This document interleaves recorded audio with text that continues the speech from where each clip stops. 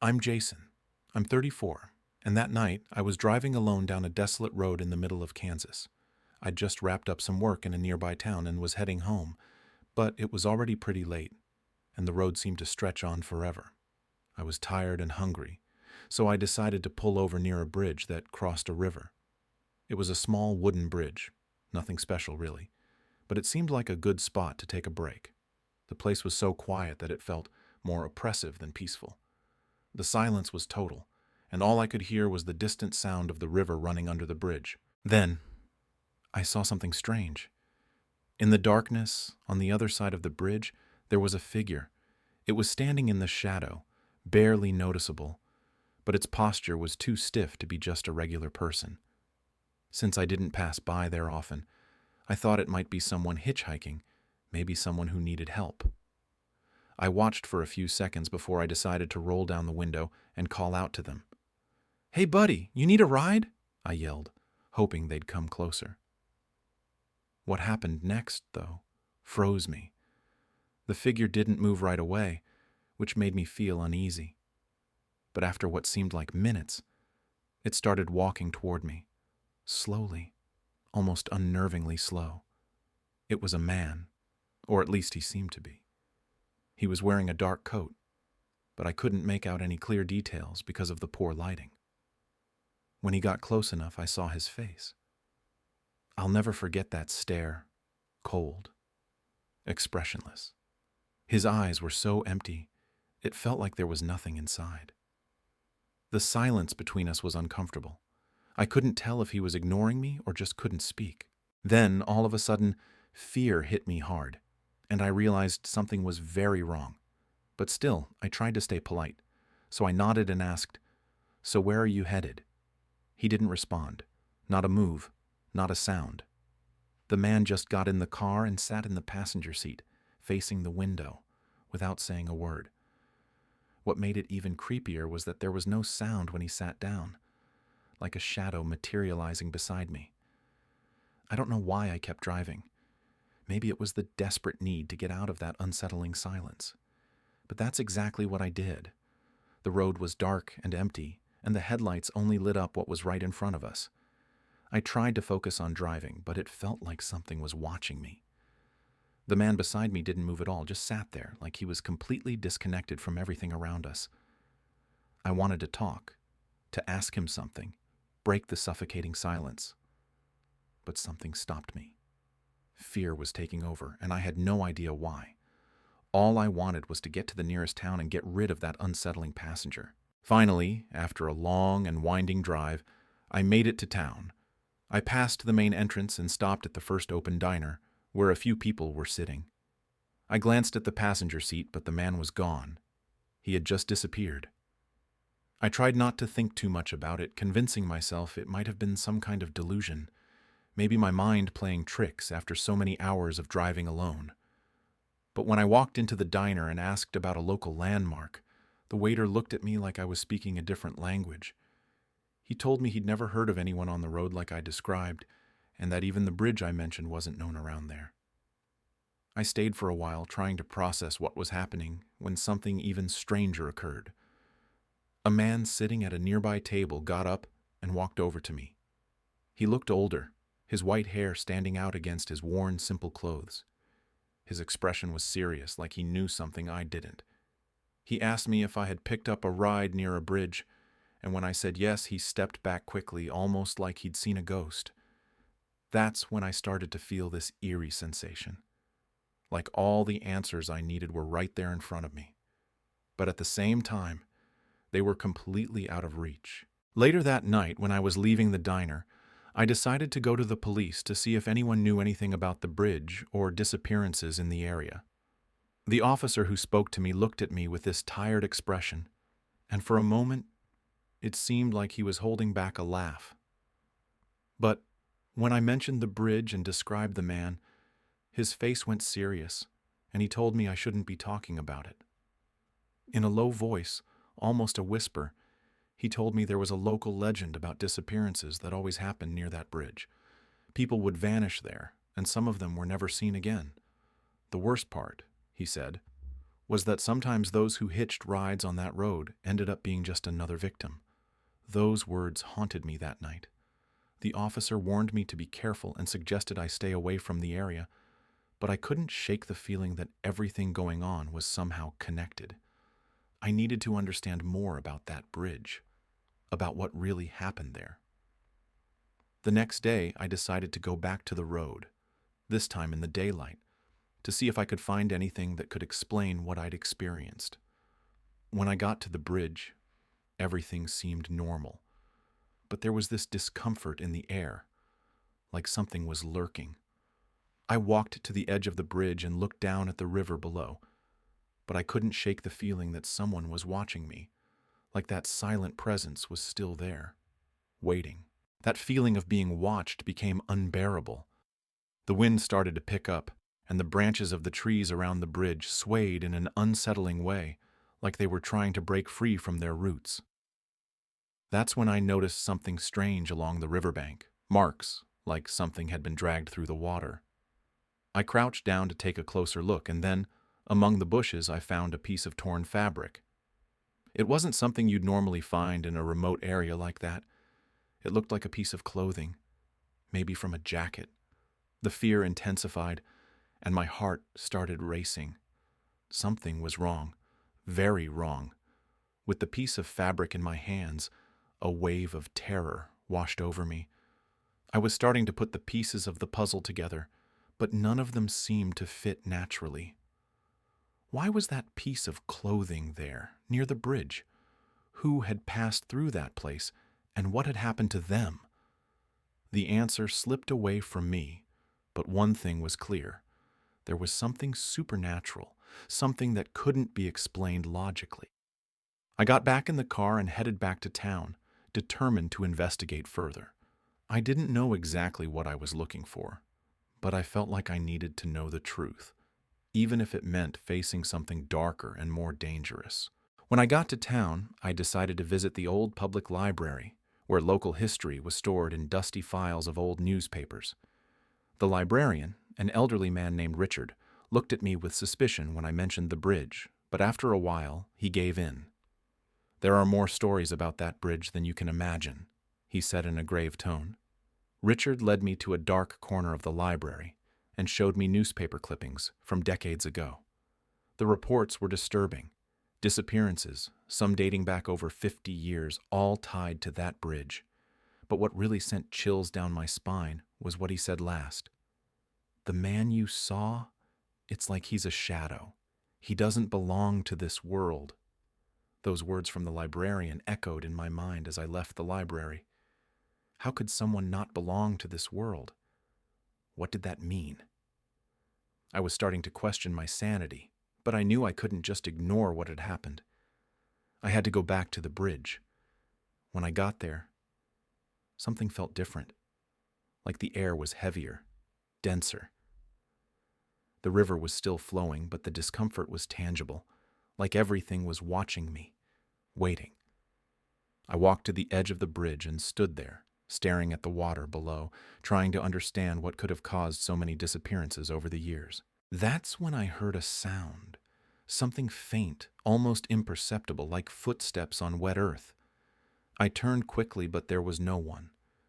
The sound continued, louder now, like someone was approaching. I looked to the other side of the bridge, and for a brief moment I saw a shadow. It was him, the man, standing in the darkness, staring directly at me. There was no expression on his face, but even so I felt his gaze penetrate me like he was reading my soul. My body froze, and I couldn't catch my breath. I knew I couldn't run, couldn't move. Something was holding me there, like the bridge itself was trapping me, like it was a part of him, part of something much larger.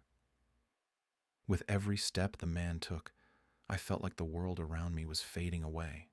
The daylight seemed to dim, and the shadow of the bridge stretched longer than before, as if it were swallowing the road. The sound of his footsteps echoed, but there was nothing on his face that could tell me why he was there or what he wanted. He got closer and stopped just a few feet from me. I was paralyzed, unable to look away, even though I knew my mind was trying to warn me of the danger. Then, In a gesture that still haunts me, he raised one hand and pointed to the river.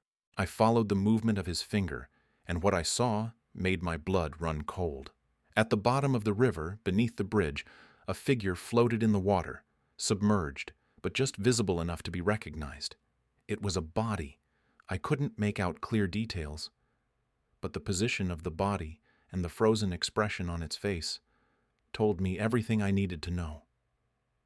The feeling of nausea and dread completely overtook me, but before I could react, the man disappeared. It wasn't like he left, but more like he dissolved into the shadows, as if he had never existed. I stood there, at the edge of the bridge, staring at the river. What I had seen couldn't have been real. It couldn't have. But I knew I couldn't ignore what was happening anymore. I was too close to the truth, and somehow the bridge was showing me that. A cold shiver ran down my spine, and reality seemed to slip through my fingers. I tried to run, but my feet felt like they were glued to the ground, like the bridge was holding me there. Finally, I managed to move, and I ran to the car, not daring to look back. I just wanted to get out of there as fast as I could. When I got back to the town, my mind was shattered, trying to make sense of what had happened. I went to the station again and told the officer what I'd seen, but, as expected, he looked at me like I was losing my mind. No one knew anything about the man or the disappearances. I didn't know what else to do. In the end, I left the town and never went back. I never found any answers, and the worst part is, no matter how hard I try, I can never forget that man's stare or the shadow of the bridge. And to this day, every time I pass over a bridge, a chill runs down my spine, and I wonder if what happened was real or if something is still there, waiting. Please subscribe our YouTube channel. I'm Marianne, and back then, I was traveling for work. It was one of those never-ending trips where you barely have time to breathe between meetings and reports. I decided to stay at a small inn in the countryside, a place that seemed like a hidden gem in a tiny rural town. The kind of inn that, at first glance, feels cozy and charming. It had this old-fashioned country house vibe, with vintage furniture and a soft scent of wood in the air.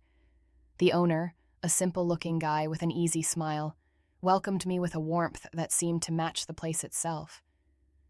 I was there to relax for a bit, to enjoy the quiet of the countryside and finally get away from the hectic pace of the city. That first night, after a long day of meetings, I decided to take a walk around the inn. I wandered through the empty halls, admiring the paintings on the walls and the rustic decor. Nothing that suggested anything out of the ordinary. But as I walked, I started to hear something strange. Footsteps. Soft footsteps, but persistent, as if someone was following me. I stopped immediately, thinking it might be the sound of someone moving from one room to another.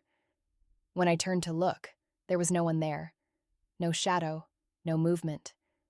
The hallway was empty. A chill ran down my spine, but trying to convince myself it was just exhaustion, I kept walking. In the minutes that followed, the feeling of being watched only grew stronger. With each step I took, the footsteps behind me became louder, closer. I'd stop, try to listen more carefully, but always the same silence. It was like someone was just a few feet away, mimicking my movements, but never showing themselves. The weirdness kept building, and I started to wonder if I was just getting paranoid. It couldn't be anything serious, right? I was alone, in a peaceful place, far from the hustle and bustle. But the more the sound persisted, the more my curiosity turned into anxiety. I decided to investigate.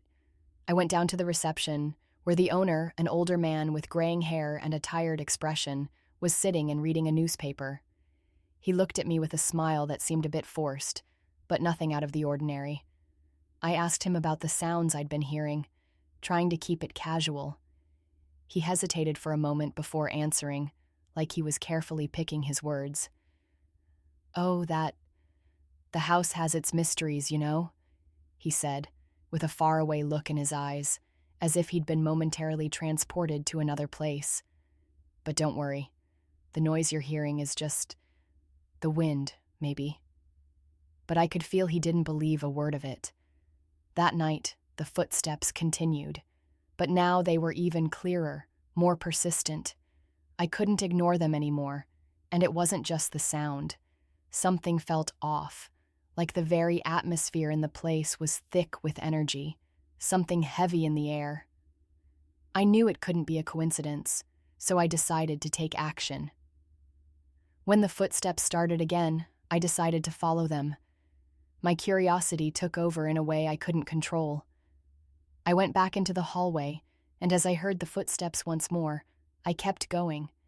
They were like a shadow, moving without me ever being able to see where they came from.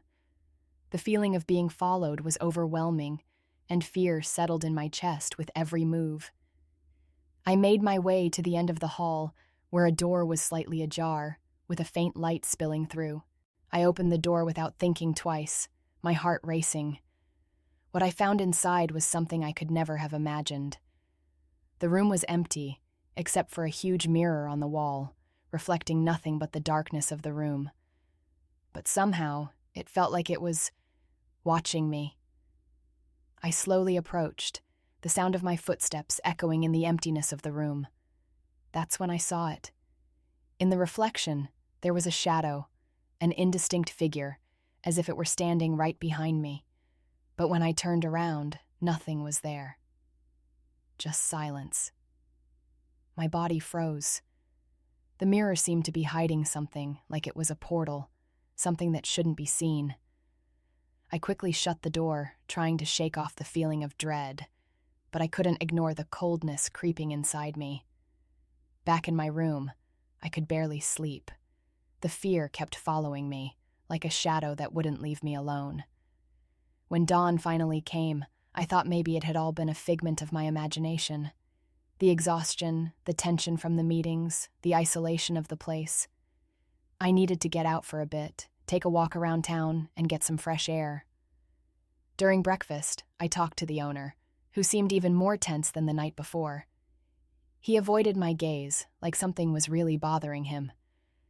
I noticed he wasn't talking about the wind like he had before. He seemed on edge, his hands shaking as he made my coffee. When I asked more about the history of the inn, he quickly responded, "Don't worry. Everything here is safe. There's nothing wrong." But the way he kept looking at the floor made me realize he knew more than he was letting on. After breakfast, I decided to take another look around the inn. I walked through the outdoor area, trying to learn more about the place.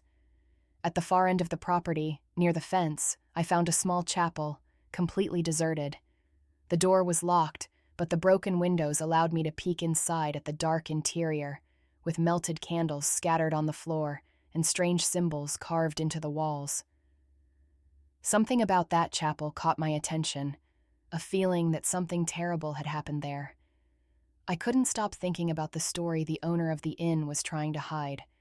There was something deeper, a buried tragedy, and the history of that house wasn't as innocent as he wanted me to believe. That night, I was determined to uncover more. The fear wasn't just a fleeting feeling anymore. It was taking over me, becoming almost tangible. As I prepared to go to sleep, the sound of footsteps came back. But this time, something was different. It wasn't just a distant sound anymore. It was like someone was at my door, waiting for me to hear them. The noise seemed intentional, like it was a message. I stood frozen for a few seconds, my heart pounding so loudly I thought I could hear it. When I finally mustered up the courage to go to the door, I saw something I could never have predicted. The hallway was empty, as always, but an odd sense of presence surrounded me, a feeling of being watched by something that didn't want to be seen. And then, the strangest thing happened. A sigh. A soft, muffled sigh that came from somewhere behind me. I turned around quickly, almost stumbling from fear, and that's when I saw him. The innkeeper was standing there in the dark hallway. His eyes were empty, almost lifeless, and his smile wasn't the same anymore. He looked older, more worn out, as if he was carrying an invisible burden. "You shouldn't be here," he said, his voice rough, his mouth moving strangely, as if the words didn't come naturally to him.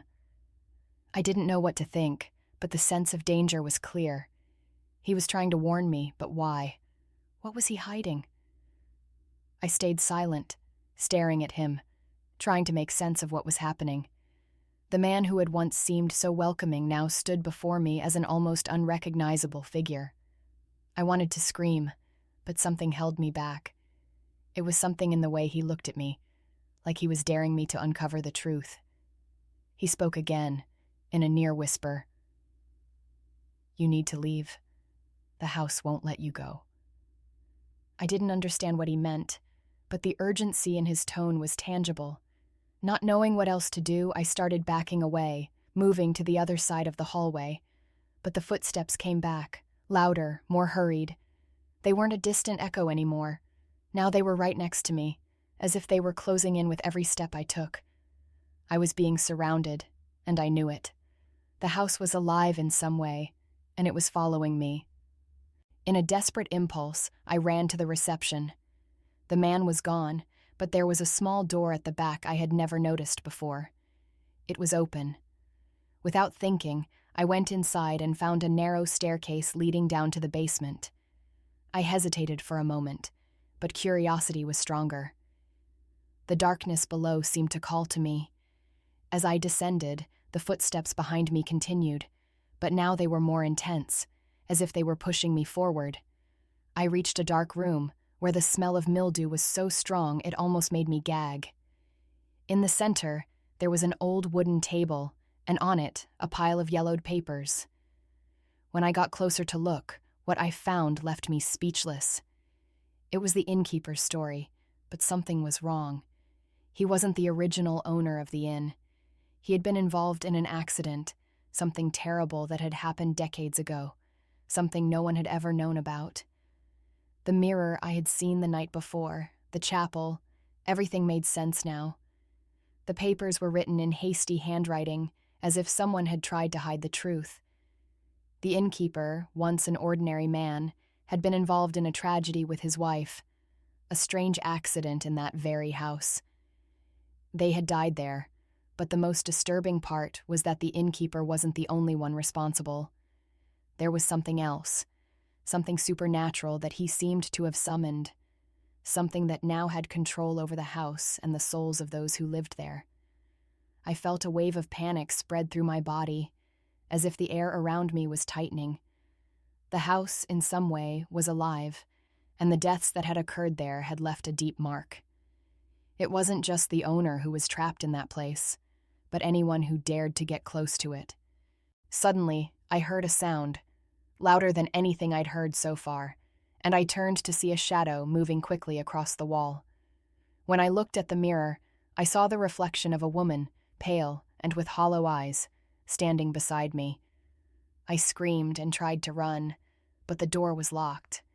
The sound of footsteps was replaced by low whispers, like desperate voices trying to communicate. It was impossible to breathe, as if the house itself was squeezing my chest, suffocating me with its unresolved stories. But then, something strange happened. The footsteps, the voices, the shadows. Everything suddenly stopped, as if an invisible force had given a command. Trembling and sweating cold, I knew it was time to leave. I didn't know how, but I had to get out before it was too late. When I finally managed to leave the inn, the fear still clung to me, like a constant presence. The owner was no longer there. The house was silent, as if it had never existed. Deep down, I know I never fully understood what happened that night. But one thing I do know, I never went back to that town, and I never, ever tried to find out more about what happened within those walls. Because there are things that, once uncovered, never stop haunting us. Please subscribe our YouTube channel. I've always been a practical person, maybe even a bit skeptical when it came to things that couldn't be explained. At the time this happened, I was living in a small apartment in Dallas, Texas. I had just moved there, looking for a fresh start after a rough breakup. I worked as an administrative assistant at a marketing company, and my life, though simple, was pretty routine and controlled. The apartment, even though old, had a certain comfort to it. It wasn't my dream place, but it had this rustic charm, like time had stopped there. It was a Monday, after work, when I started to notice something weird. The landline I had in the apartment, which I only really used for emergencies, started ringing. The number was unknown, which made me feel a little uneasy, but I ignored it. It wasn't the first weird number that had shown up after all. It became a routine, and the calls kept coming, once every night, always at the same time. There was never anyone on the other end, just complete silence. At first, I thought it was some kind of mistake or maybe even a prank. But when it happened for several nights in a row, I started to get a little uneasy. It wasn't anything major, just this low-level discomfort that made the apartment feel a bit heavier with each call. It was the following Thursday that things changed. The phone rang again, but this time I was sitting at the dining table, right next to the phone, and I decided to pick it up. I was determined to put an end to it once and for all, so I took a deep breath and answered, expecting the usual silence. But to my surprise, someone spoke. The voice that came through the line made my skin crawl instantly. It wasn't a man's voice, nor a woman's, but it had this whispery, almost muffled tone, like it was coming from far away, from inside the walls. "Sarah," the voice whispered, and I froze.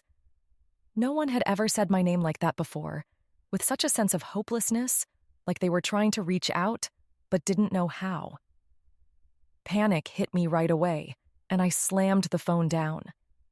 My heart was pounding, and the first thing that came to mind was blocking the number.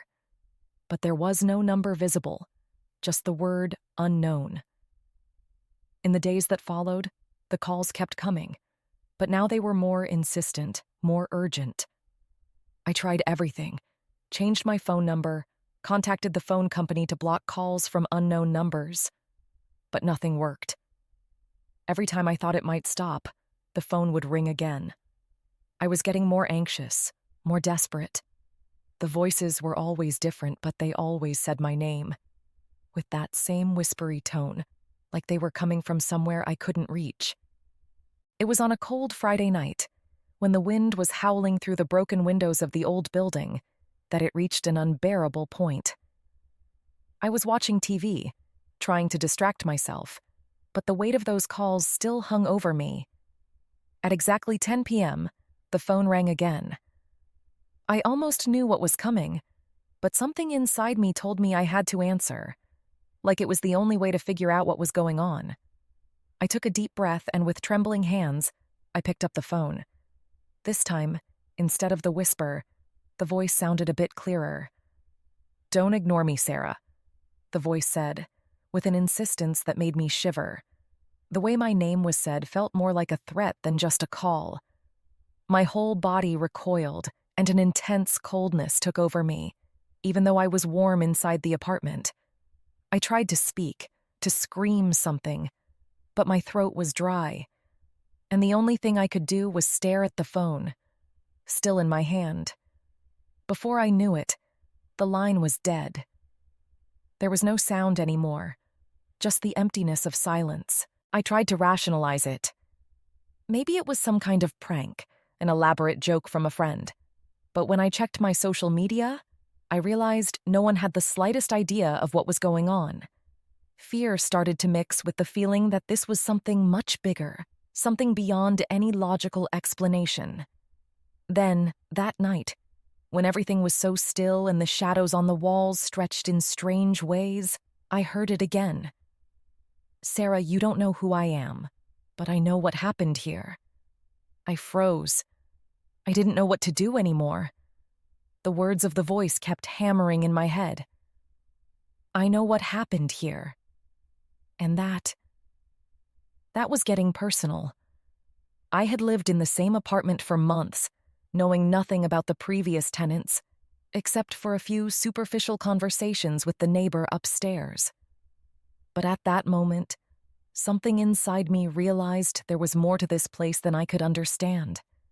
It was like the atmosphere was growing heavier, as if the walls were pressing in harder and harder on me. Each whisper, each word from the voice, seemed to come from inside the apartment itself. I decided to investigate. The next morning, I went to the building's office to try to get some information about the previous tenants. The receptionist, a tired-looking woman with restless eyes, gave me a strange look when I asked for details about the former tenant of my apartment. She hesitated for a moment, then spoke in a low voice, as if she was afraid someone might overhear. "She died here. Did you know that?" I was frozen. The woman told me the former tenant had passed away in a very strange way, with no clear explanation. Her body was found in the apartment, but no one knew exactly what had happened. Something about falling from the top of a staircase, but it just didn't make sense. I left the office with my stomach in knots, trying to process the receptionist's words. She told me the apartment was known for having strange stories tied to it, but no one ever wanted to talk about it much. She suggested, with a look that told me she knew more than she should, that I take care. When I got back home, with the weight of those words on my mind, the phone rang again. This time, however, the voice didn't whisper. It screamed my name. "Sarah, you're ignoring what I need to tell you." I almost fell backward. My body flooded with such adrenaline that I thought I was going to pass out right then and there. I was at my breaking point. Something was happening in that apartment, and I was at the center of it. The calls didn't stop, and the voice wouldn't leave me alone. But at the same time, I felt this urgent need to understand what was behind it all, like it was my only chance to end it. That night, I made a radical decision. I was determined to uncover the truth about the former tenant, whatever it took. I went back to the building office the next day and asked for more information. The receptionist, who now looked more uncomfortable than ever, handed me an old folder. Inside were the apartment rental records, old photos, and some notes, including the name of the woman who had lived there before me, Liza Harrow. With her name in hand, I went to the local library to try to find more details. It took a while, but I finally came across a small newspaper article that mentioned Liza's name. She had been a private woman, but there were strange rumors about her. According to the article, Liza had gotten into several fights and arguments with neighbors before she died. It was a tragic and mysterious death. She had fallen from a staircase in her own apartment. But the strangest part was that she had died with a look of pure terror on her face. And according to some witnesses, it seemed like she was trying to escape from something. I could hardly breathe as I read. Why did this feel so familiar? I could sense the pieces were starting to fit, but in such a horrible way. The next day, after a sleepless night, the phone rang again. But it wasn't Liza's voice I heard. It was someone else's. A low, almost inaudible voice, as if it was coming from inside the walls. "She won't let you go, Sarah." I almost fell off my chair, and at that moment, the apartment didn't feel like a safe place anymore. It was as if the house itself was alive, breathing, watching every step I took. The feeling that something was closing in on me was palpable. That night was the most agonizing one of all. I knew I was being watched, but I couldn't understand why. How could someone have died there in such a strange way? And what did that voice want from me? I started to lose control. The pressure of not knowing what to do, of not understanding how to deal with this, was consuming me. Deep down, I felt like I wasn't just dealing with a simple, haunted phone call mystery. There was something deeper, something evil, that was pulling me into the heart of this sinister story.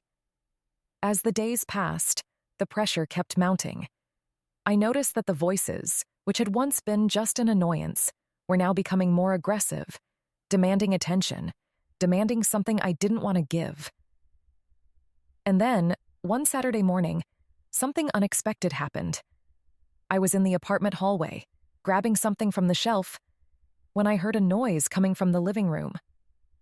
A low scratching, like someone was knocking on the door or trying to open a window.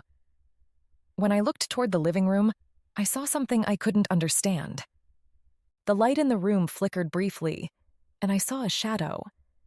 Not a normal shadow, but a strange, distorted figure, almost like black smoke moving quickly across the room. My heart raced, and I panicked, running toward the exit door. When I looked back, the figure was gone, but the air felt heavier, colder, and I could sense an invisible pressure, like something was watching me from behind the walls. The phone rang again, but I couldn't answer. Not anymore. I knew this call would be different. I didn't know what to do anymore. Panic had taken over me, and the feeling of being hunted in my own apartment was unbearable. The voices kept echoing, and the shadowy figure was becoming more present, more real with each passing day. I needed to leave, but something was holding me back. It was like something in the apartment was keeping me from leaving, as if every wall, every corner, was alive and watching me. The next morning, I made a decision. I couldn't stay there, living in fear with no answers. I needed to know, once and for all, what was going on. I decided to dig deeper into the apartment's past. I went back to the building office, and this time, I asked to speak with the janitor. The man, looking worn out, gave me a strange look when I asked about Liza Harrow, but when he saw the desperation in my eyes, he gave in. He told me something no one else had. Liza hadn't died by accident. She had been running from something that wasn't human. According to him, longtime residents of the building talked about a malevolent presence that took hold of anyone who lived in apartment number 13. He told me that Liza's story was just one of many strange, unexplained deaths that had happened there over the years. I was getting pale, unable to process all of this. Something deep down in my mind, deep in my soul, told me that everything I had experienced was connected to that presence. Back in my apartment, the phone rang again. This time, I didn't hesitate. I picked it up to put an end to it once and for all. The voice was clearer now, almost like it was inside my head. "You know me, Sarah. Now you're the one who's going to help me get out." I screamed. But before I could do anything else, the phone hung up by itself. That's when I understood. The voice wasn't from someone just trying to communicate. It was from someone trying to pull another soul into the place where they were. And I had been chosen. I knew I couldn't ignore it anymore. Everything I had experienced wasn't a coincidence. It wasn't just phone calls or a simple tech glitch. The presence in the apartment, Liza's voice. Everything was coming together in a web of desperation and a thirst for revenge. I had to get out of there. I had to stop being a victim of this story. But at the same time, something inside me was resisting. Like part of me had already been consumed by it, like I had already been marked. I decided to take one final step. I remembered something the janitor had mentioned. The deaths in the apartment weren't accidental, but caused by a force that fed on fear and desperation. I had to confront this force, somehow. That night, I placed a circle of salt around my apartment, said prayers, and asked for protection from everything good. The phone rang one last time, but this time, I didn't answer. I knew that if I did, I'd be giving my soul to something I'd never escape from. The hours passed, and the pressure in the atmosphere started to ease. The darkness in the walls wasn't as thick anymore, and the shadows didn't move with the same intensity. When the sun finally came up through the window, I knew I had survived. I had escaped it, but the price was steep. I was exhausted, marked by the experience. And even though the phone never rang again, every time I pass by that building, I feel a chill, like the presence is still watching me, waiting. To this day, I don't know what really happened in that apartment. What was that force? Why did it manifest to me? But one thing I do know, the cold call, the whispers, and the shadows will never be forgotten. I lived through it. And somehow, apartment number 13 still haunts me, even after all this time. Please subscribe our YouTube channel.